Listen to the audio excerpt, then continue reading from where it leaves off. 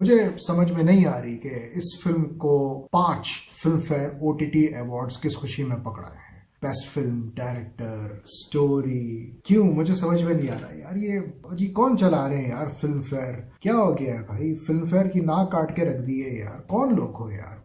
Hey everyone, the Dark Knight is here. सिर्फ एक बंदा काफी है। ये एक कोर्टरूम ड्रामा है जिसमें एडवोकेट सोलंकी एक माइनर गर्ल का केस लड़ रहा है जिसको एक बहुत मकबूल स्पिरिचुअल लीडर बाबा ने रेप किया। ये फिल्म सच्ची कहानी पे आधारित है। 2013 में एक स्पिरिचुअल लीडर आसाराम बापू पर 16 साल की लड़की के साथ जिनसी हमला करने का इल्जाम है।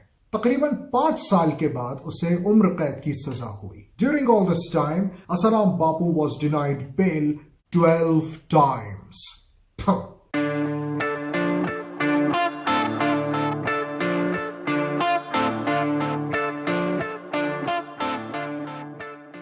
मैं समझता हूं कि फिल्म मेकिंग के जो एस्थेटिक्स हैं उसने नाइंसाफी की है। फिल्म के आगाज में कहानी ट्रेन की तरह भाग रही थी। 10 मिनट में लड़की के साथ वाकया भी पेश आ गया और उसका रिपोर्ट भी ले लिया पुलिस स्टेशन में। बाबा भी गिरफ्तार हो गए। 10 मिनट में पता नहीं क्या क्या हो गया। ये तो ऐसा लग रहा था जैसे फिल्म के जो डायरेक्टर हैं अपूर्व सिंह कड़की, उनको कॉल आई है कि दफ्तर में आग लग गई, जरा जल्दी आ जाए। ये कौन सा तरीका है यार? कुछ एक फील तो दो ना ऑडियंस को। ऑडियंस जो है वो अपने फैमिली, ये बच्चों के साथ तो नहीं ये फिल्म देखेगी। अंडरस्टूड सी बात है, it's a mature content, it's a very sensitive story. तो करना ये चाहिए था कि बाबा और उसके आश्रम को और दूसरी जानिब विक्टिम और उसके वालिदैन को ग्रो करते, उनके कैरेक्टर्स का प्रॉपर तारुफ करते और उनकी कहानियों को उठाते और फिर उसके बाद बोथ वर्ल्ड्स कोलाइड एक प्लेटफॉर्म पे लाते और फिर उसके बाद उस वाक़े को कम से कम 10 से 15 मिनट खींचते so that we get some haunting vibes. एक गंदगी सी फील हो, एक डिस्कम्फर्ट सा फील हो, थोड़ी एम्बेरसमेंट सी फील हो। ऐसे बनाते इस किस्म की कहानी को, लेकिन ऐसा कुछ भी नहीं हुआ।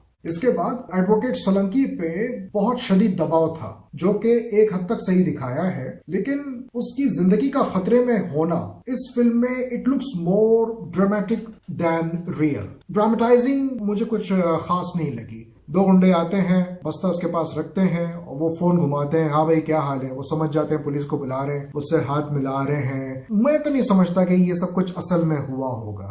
I don't think so. ये ऑडियंस को खुश करने, एंटरटेन करने के लिए है कि हाँ चलो थोड़ा सा लाइट हार्ट कर दें। Knowing the fact that Asaram Bapu's arrest was met with violent demonstrations across the country by his supporters.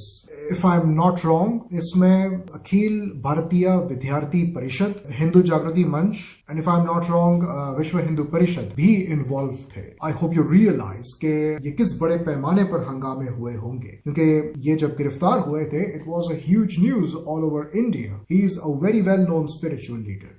लेकिन फिल्म में हमें ऐसी हंगामी फील नहीं होगी।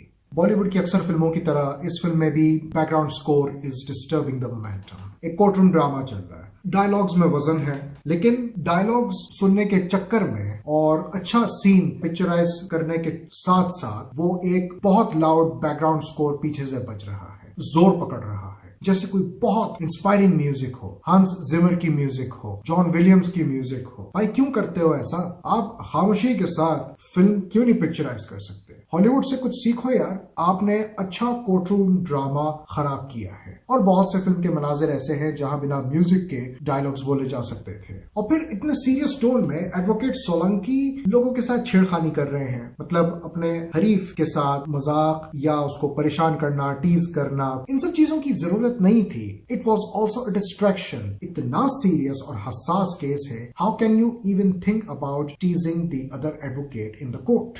और मुझको समझ में नहीं आई ये बॉक्स में बाबा को क्यों नहीं बुलाया, उससे सवाल जवाब क्यों नहीं हुए। जहां तक कारकर्दगी का ताल्लुक है, I am very impressed with this new actress Adrija Sinha, जिसने रेप विक्टिम का किरदार प्ले किया है। उसको गौर करना, जब ये अपना बयान एडवोकेट सोलंकी को देती है उसके बाद वो गमजदगी का इजहार करती है, बहुत रोती है। उसके बाद कोर्ट में जो उसके सीन्स हैं, सवालात का जिस तरह से वो जवाब देती है, the facial expressions, the body language was really excellent. And Manoj Bajpayee plays advocate Solanki. इस रोल में खास बात क्या है? He act differently.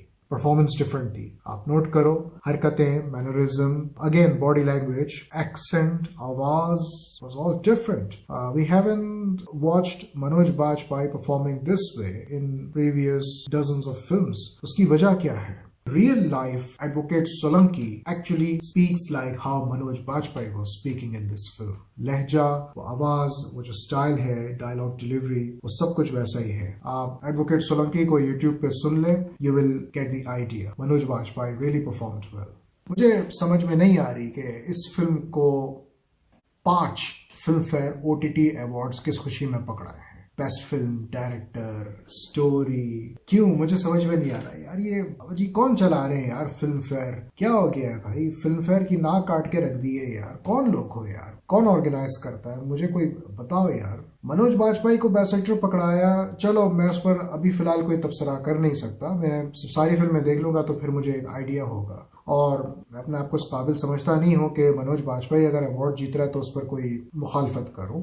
ये ऐसी कोई खास फिल्म नहीं है जिसको आप 5 अवार्ड्स पकड़ा दें, इतना तो मैं गारंटी के साथ कहता हूं। बाकी जब मेरा फिल्म फेयर का रिपोर्ट आएगा पिछले साल का तो मैं आपको बता दूंगा। प्लस ये OTT पोटीटी, मैं इन बकवासात को नहीं मानता। फिल्म होती है एंड ऑल द फिल्म्स, चाहे वो सिनेमा में रिलीज हो या स्ट्रीमिंग सर्विस पे रिलीज हो, फिल्म होती है and deserves to be in straight in Filmfare awards. सिर्फ एक बंदा काफी है ये जैसी कहानी है, बहुत पोटेंशियल और एक बड़ी स्ट्रॉन्ग कहानी है। ये एक खामोश चीख है माशरे की। दिस डिजर्व्ड हंसल मेहता और Anubhav Sinha treatment. I am समीनाई।